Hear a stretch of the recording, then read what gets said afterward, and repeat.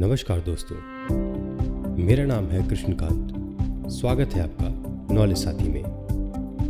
आज हम health care क्षेत्र के एक अद्भुत व्यक्तित्व के बारे में बात करेंगे। उन्होंने न केवल देश और कैंसर रोगियों की सेवा की, बल्कि कैंसर रोगियों को अपना जीवन समर्पित कर दिया। आज हम बात करेंगे वी शांता जी की। वी शांता का जन्म चेन्नई, तमिलनाडु में 11 मार्च 1927 को एक परिवार के गणमान्य व्यक्ति के रूप में हुआ था। प्रतिष्ठित होने से पहले हमारा मतलब है KC रमन और उनके चाचा S चंद्रशेखर जैसे लोग जिस परिवार में पैदा हुए, ऐसे परिवार में उनका जन्म हुआ था। उन्होंने अपनी स्कूली पढ़ाई नेशनल गर्ल्स हाई स्कूल, जो कि अब lady Sivaswami Iyer girls higher secondary school के नाम से जाना जाता है, वहाँ से की। और वे बचपन से ही डॉक्टर बनना चाहती थी। उन्होंने प्री मेडिकल की पढ़ाई प्रेसिडेंसी कॉलेज चेन्नई में की थी। उन्होंने 1949 में मद्रास मेडिकल कॉलेज से MBBS, 1952 और 1955 के मध्य में अपना MD ऑप्स एंड गायनी में पूरा किया। जब डॉक्टर मुत्तुलक्ष्मी रेड्डी ने 1954 में कैंसर संस्थान की स्थापना की, तो वी शांता जी अपना MD पूरा करने वाली थी।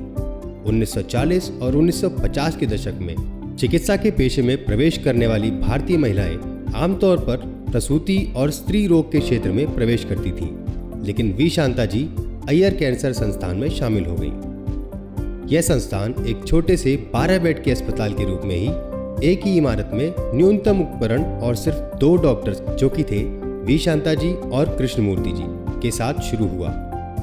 3 साल तक, जब तक कि उन्हें संस्थान द्वारा रहने की पेशकश नहीं की गई, उन्होंने तब तक बिना सैलरी के वहां पर काम किया, जिसके लिए बाद में उन्हें 200 रुपये प्रति माह का भुगतान किया गया।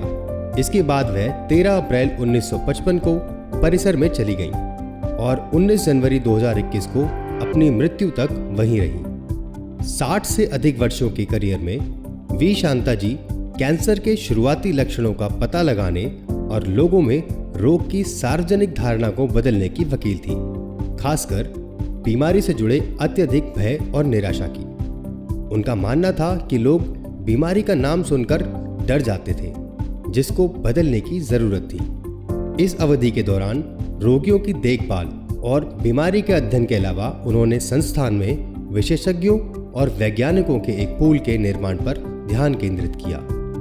वह 1955 से अय्यर कैंसर संस्थान से जुड़ी और उन्होंने 1980 से 1997 के बीच संस्थान के निदेशक सहित कई पदों पर कार्य किया। उन्होंने स्वास्थ्य और चिकित्सा पर कई राष्ट्रीय और अंतर्राष्ट्रीय समितियों के सदस्य के रूप में कार्य किया, जिसमें विश्व स्वास्थ्य संगठन भी शामिल है। वह स्वास्थ्य के लिए तमिलनाडु राज्य योजना आयोग की सदस्य भी थी। वी शांता जी को national academy of medical sciences के लिए निर्वाचित किया गया। 1986 में पद्मश्री पुरस्कार, 2006 में पद्म भूषण और 2016 में पद्म भूषण से उनको सम्मानित किया गया। 2005 में रेमन मैग्सेस पुरस्कार भी उनको मिला, जिसे उन्होंने अपने संस्थान को समर्पित कर दिया। शांता जी का निधन इसी साल 19 जनवरी 2021 को दिल से संबंधित परेशानियों से हुआ था। उन्होंने 18 जनवरी की रात को सीने में दर्द की शिकायत की थी और उन्हें एक निजी अस्पताल ले जाया गया। हालांकि उन्होंने शुरू में अपने संस्थान के परिसर के भीतर चिकित्सकीय रूप से एडमिट होने पर जोर दिया था और सीरियस वेंटिलेशन नहीं चाहती थी। उन्हें बड़े पैमाने पर दिल का ब्लॉक होने का पता चला था, जिसे ठीक नहीं किया जा सकता था। वह 93 वर्ष की थी।